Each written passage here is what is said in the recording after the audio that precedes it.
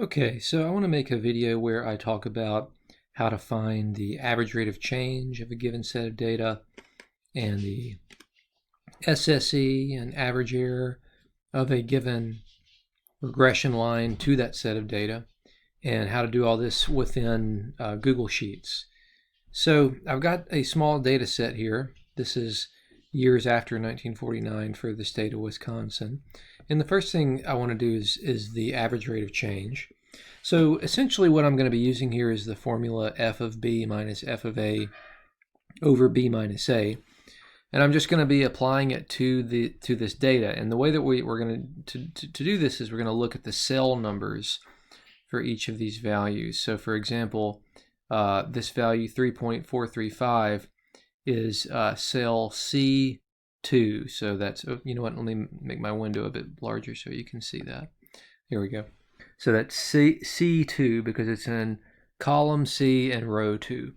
So if I want to do the average rate of change of, say, these 2 points, I want to say 3.952 minus 3.435 over 11 minus 1, right? But I want to put this in the form of an equation, of a formula, so that I can then propagate that through the entire data set. So here's the way we do this. So first you go to your cell and you type the equals button, all right? So I've got the equals button, and then the first thing I'm going to do is put open a parentheses, and then I'm going to type C3, and you see how it highlighted 3.952? So that's exactly what I want. So I'm going to do cell C3 minus cell C2, and then close my parentheses, and then divide, and then open another pair of parentheses, and then I'm going to do B3 minus B2. And that is essentially f of b minus f of a over b minus a. So now I just hit enter, and that is my average rate of change for this interval. And now the nice thing about this is that now all I have to do is I've just got my trackpad button pressed, and I'm just going to drag this down, and it just automatically applies that formula to all of these remaining cells. Okay. Now the only thing you got to watch out for is this last one is actually we can't use this last number, and the reason for that is because if you look at it, it's actually pulling C8 minus C7 over B8 minus B7. So C8 and B8, there's nothing there. So I'm assuming it's actually using 0 for those two values. So we have to, I mean, really I should have just stopped and not even filled that one in. But that's normal, right? I mean, we're used to looking at this, like when we do delta list, the last cell is always empty because there's one fewer average rates of change than there are points in our data set. Okay, so that's how you do the average rate of change. Let's talk about the SSE and the average error. So we can't do the SSE or the average error unless we choose a particular regression.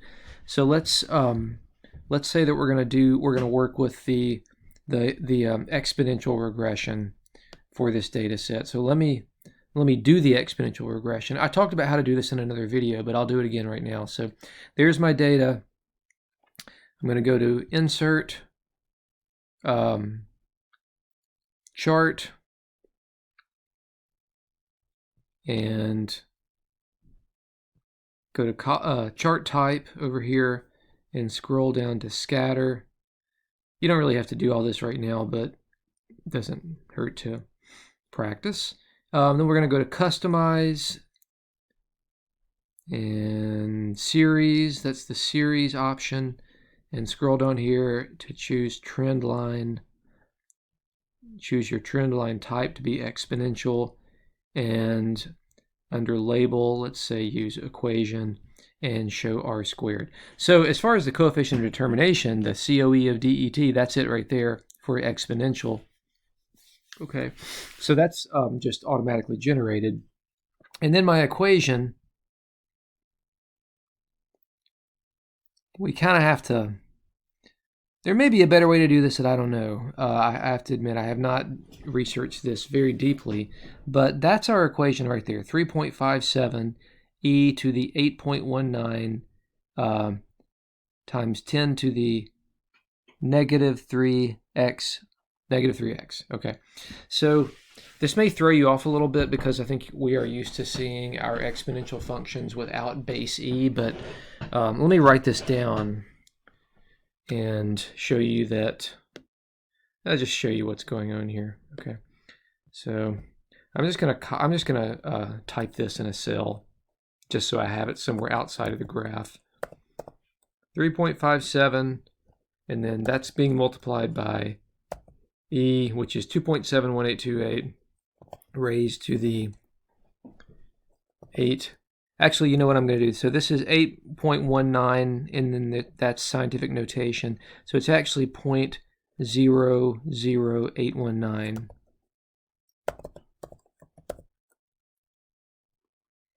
X.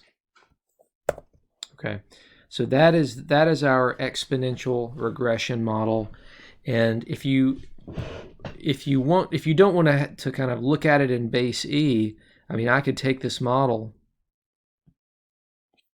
and put it in my calculator.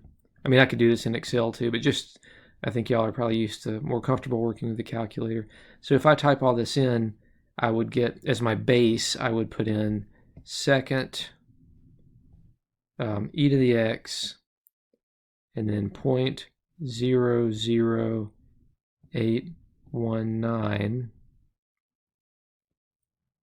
Okay, and that is 1.008223363.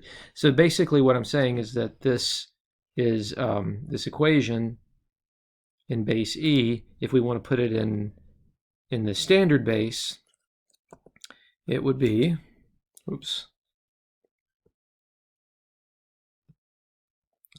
I need both of these to be visible at the same time. Let me do this. Hold on just a second. Okay, so I just rearranged my window so I could see the calculator screen and the Excel screen. But the function that we're working with is 3.57 times 1.0082233 caret raised to the x power. Okay, those are the same function. One is written in base e and one is in the standard base. Okay, and I wrote all those decimals of accuracy out just so that I wouldn't lose any accuracy. Okay, so and now we can go back and we can work on finding the SSE. This is going to be a little more involved. It may be that you would prefer to do the SSE in the TI calculator, but I'll show you how to do it anyways in Google Sheets. So think about the formula for the SSE. It's the sum of squared errors, right? So we want to find the value of the function and then find the errors and then square them all and sum them all. So it's kind of a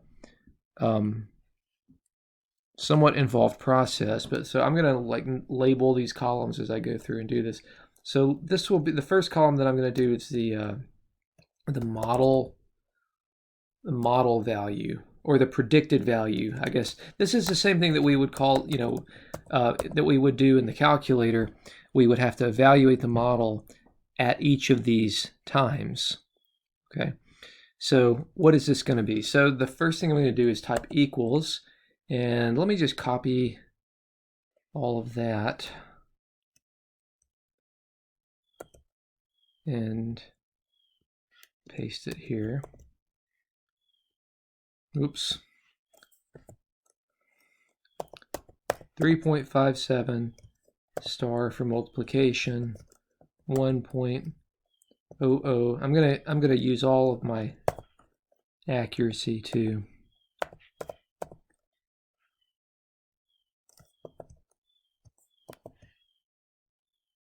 All right, so now you see I got down to the exponent right here. I'm not going to put x right there. What I'm going to put is cell B2, because we want to evaluate the model at cell B2, right? Hit enter, and so that's my model's predicted population. And now I can just drag through here and get all my predicted model values. So and you can look at the cell up here and see that it's doing what you want it to do, which is it's taking the value B7 and plugging it into the regression line that we're working with. So that's that. So now we've got our predicted values, and I'm messing it up as I do this. Let me stop all that. Okay, there we go. All right, so what's the next thing? Remember, sum of squared errors. So let me make a column for errors. That's going to be actual minus predicted. So if you want to type it in there just to remind yourself what this is. And then I'm going to type my equal sign to indicate that it's a formula. And I'm going to select that pop, that's C2, minus the predicted, and then hit enter. And that's my error for this point. And then, as before, we can just take this cell and drag through, and that's going to calculate all of my errors.